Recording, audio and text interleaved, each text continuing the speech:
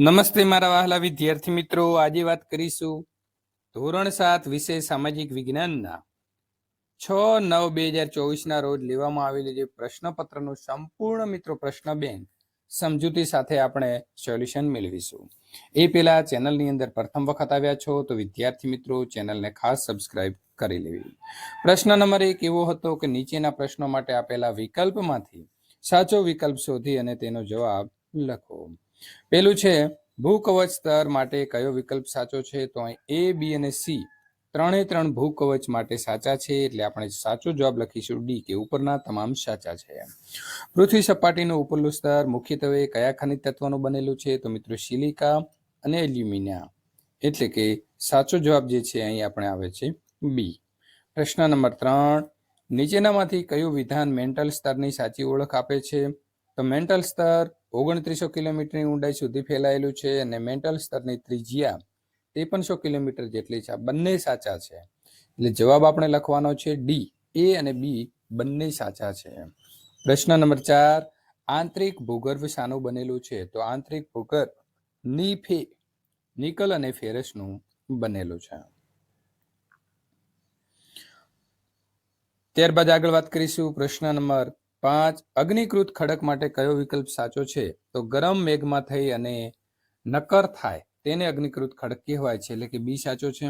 કયા ખડકની રચના લાવાથી બને છે? તો અગ્નિકૃત ખડકથી, એટલે કે સી જે છે તે મિત્રો સાચો જવાબ આવશે. નંબર 7, કયા ખડકમાં વનસ્પતિ, પ્રાણી અને સૂક્ષ્મ જીવાણુઓ જોવા મળે છે? તો જળકૃત ખડક આવશે. રૂપાંતરિત ખડકોના ઉદાહરણ તો ચીકણી માટી છે, ચૂનાનો પથ્થર અને સલેટ ત્રણે સાચા છે, એટલે શું જવાબ આવશે? ડી આવશે. પ્રશ્ન નંબર 9, ખનિજ માટે નીચેના પૈકી કયું વિધાન જે છે તે યોગ્ય છે? તો જેમાં નિશ્ચિત ભૌતિક ગુણધર્મો હોય છે અને જેમાં નિશ્ચિત રાસાયણિક મિશ્રિત હોય છે, એટલે સાચો જવાબ શું આવશે? એ અને સી બંને સાચા છે, એટલે કે ડી લખીશું. પ્રશ્ન નંબર 10, નક્કર ખડકો આપણને કઈ રીતે ઉપયોગી છે? તો સાચો જવાબ આવશે મિત્રો ઉપરના તમામે તમામ.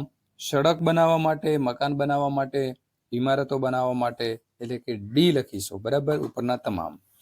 ઘંટીમાં અનાજ, દાણા કે મસાલાને પીસવા માટે વપરાતા પથ્થર કયા ખડકમાંથી બનેલો હોય છે? તો અગ્નિકૃત ખડકમાંથી બનેલો હોય છે. પ્રશ્ન નંબર 12, આંતરિક બળ ક્યારેક આકસ્મિક ગતિ પેદા કરે છે ત્યારે શું થાય છે? તો ભૂકંપ અને જ્વાળામુખીની ઘટના જે છે તે બને છે. પરંપરાગત રીતે ભૂકંપની સંભાવનાનું અનુમાન કેવી રીતે થાય?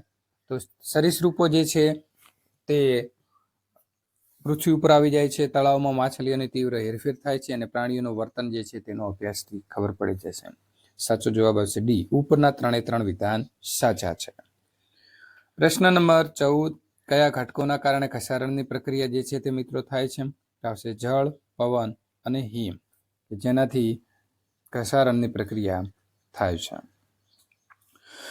જળ પ્રપાત અથવા તો જળધોધ જે છે તે કોને કહેવાય? તો નદી ખડક ઉપરથી ઢોળાવવાળી ખીણ અથવા તો નીચાણવાળી ભૂમિ ઉપર પડે છે તો તેને જળધોધ કહે છે. બી ઓપ્શન સાચો છે. પ્રશ્ન નંબર 2 ની વાત કરીશું. નીચેના પ્રશ્નોના 1-2 વાક્યની અંદર તમારે જવાબ આપવાના છે. ભદ્રાવતી કયા સ્થળનું પૌરાણિક નામ છે? તો કચ્છનું. રાણીની વાવ ક્યાં આવેલી છે? તો પાટણ. પરમાર વંશનો સૌથી શ્રેષ્ઠ રાજા કોણ હતો? તો આવશે ભુજ. વનરાજ ચાવડાના મિત્રનું નામ તો અણહિલ ભરવાડ હતું. વનરાજ ચાવડાએ કયા નગરની સ્થાપના કરી હતી? તો વનરાજ ચાવડાએ સરસ્વતી નદીના કિનારે અણહિલ વાડ પાટણ નગરની સ્થાપના કરી હતી.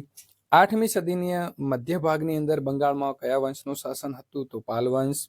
પાલ વંશનો સ્થાપક કયો રાજવી હતો? તો પાલ વંશનો સ્થાપક ગોપાલ નામનો રાજવી હતો. ચેર રાજ્યનું બીજું નામ શું હતું? તો ચેર રાજ્યનું બીજું નામ કેરળ અથવા તો મલયાલમ હતું. રાજપૂત યુગની અંદર રાજાનું પદ કેવા પ્રકારનું હતું? તો રાજપૂત યુગની અંદર રાજાનું પદ વંશ પરંપરાગત પ્રકારનું હતું. કલિકાલ સર્વજ્ઞ તરીકે કોણ ઓળખાય છે? તો હેમચંદ્રાચાર્ય. રાણીની વાવ કોણે બંધાવી હતી? તો રાણીની વાવ રાણી ઉદયમતીએ બંધાવી હતી. ગોવિંદચંદ્ર ત્રીજો કયા વંશનો હતો? તો ગોવિંદચંદ્ર ત્રીજો રાષ્ટ્રકૂટ વંશનો હતો. ધોળકામાં કયું તળાવ આવેલું છે? તો ધોળકાની અંદર મલાવ તળાવ આવેલું છે. તરાઈના યુદ્ધને ભારતીય ઇતિહાસમાં કેમ સીમાચિહ્ન રૂપ માનવામાં આવે છે? તો તરાઈના યુદ્ધમાં પૃથ્વીરાજ ત્રીજાની હારથી દિલ્હીના તખ્તા ઉપર મુસ્લિમ સત્તાનો ઉદય થયો. આથી ભારતીય ઇતિહાસમાં સીમાચિહ્ન રૂપ આ યુદ્ધ માનવામાં આવે છે. પરમાર વંશની સ્થાપના કોણે કરી હતી? તો કૃષ્ણરાજે. વિદ્યાર્થી મિત્રો, પ્રશ્ન નંબર 3, ખાલી જગ્યા પૂરો. વિશ્વમાં સૌથી મોટું લેખિત બંધારણ ભારત દેશનું છે. ભારતમાં મતાધિકાર 18 વર્ષ પછી મળે છે. લોકોનું લોકો વડે અને લોકો માટે ચાલતું શાસન એટલે લોકશાહી. ચૂંટણી પંચ તટસ્થ રીતે ચૂંટણી કરાવે છે. ભારત એ લોકશાહી શાસન વ્યવસ્થા ધરાવતો દેશ છે. 14 વર્ષ કરતા નાની ઉંમરના બાળકોને મજૂરીએ રાખવું એ કાયદાનો ભંગ થયો કહેવાય છે. આપણા સૌમાનને જાળવી રાખવા માટે સમાનતાનો અધિકાર જરૂરી છે. લોકશાહીમાં લોકો પોતાના મત આપે છે.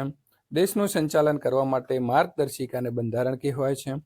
વિશ્વમાં સૌથી મોટી લોકશાહી ભારત દેશ ધરાવે છે. લોકસભાની ચૂંટણી દર 5 વર્ષે આવે છે. મતદાર યાદીની અંદર નોંધાયેલો કોઈ પણ નાગરિક મતદાન કરી શકે છે. ચૂંટણી પંચ ચૂંટણી દરમિયાન મહિલાઓ માટે વિશેષ મતદાન મથકો ઊભા કરે છે.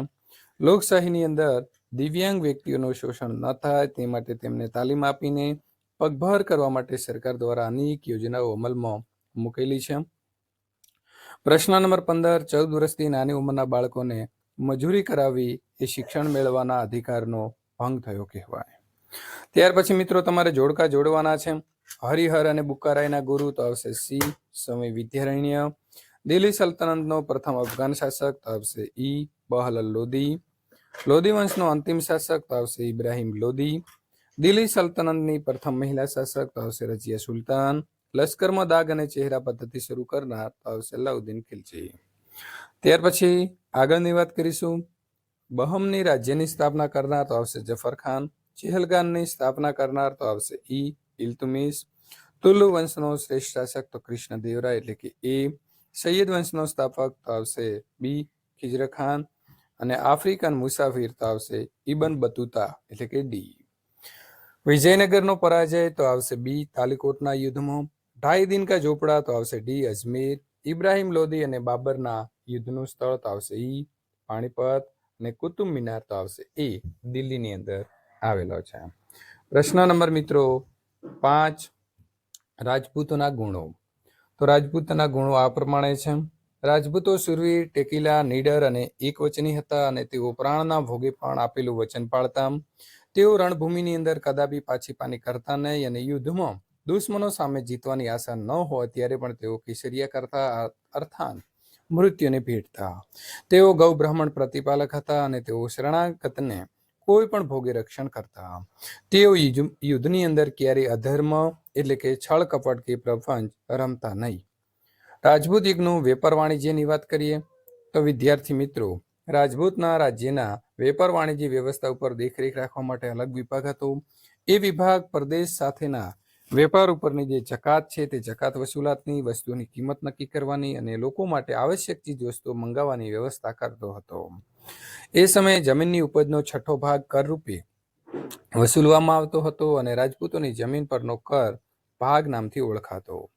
રાજપૂત યુગની અંદર શહેરો અને ગામડાના જકાત લેવાના થાણા પર, સિંચાઈ પર અને બંદરો ઉપર કર ઉઘરાવવામાં આવતો. વિદ્યાર્થી મિત્રો, રાજપૂત યુગની શાસન વ્યવસ્થા તમે જે છે તે અહીંથી જોઈ અને લખી શકશો. આ પ્રકારે પેપર સોલ્યુશન મેળવવા માટે ચેનલને સબસ્ક્રાઇબ કરી તમારા મિત્રો સુધી વિડીયોને શેર કરવાનું ભૂલશો નહીં.